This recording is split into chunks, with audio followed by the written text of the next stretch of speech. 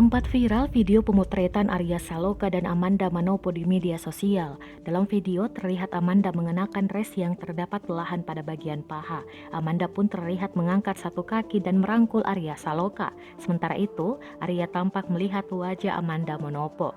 Video singkat suasana di balik layar pemotretan mereka langsung jadi sorotan warganet. Terkait hebohnya video tersebut, Amanda Manopo akhirnya buka suara untuk memberikan klarifikasi. Klarifikasi Amanda Manopo disampaikan melalui unggahan di Instagram pribadinya @amandamanopo pada Senin 30 Agustus 2021. Amanda menjelaskan pemotretan tersebut ia lakukan secara profesional.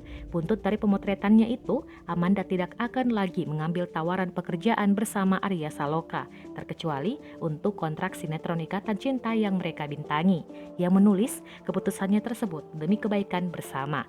Terkait video viral pemotretan Amanda Manopo dan Arya Saloka, manajer ikut buka suara. Manajer Amanda Manopo, Rika Ricardo, menerangkan sesi pemotretan mereka bertujuan untuk iklan produk slimming atau pelangsing.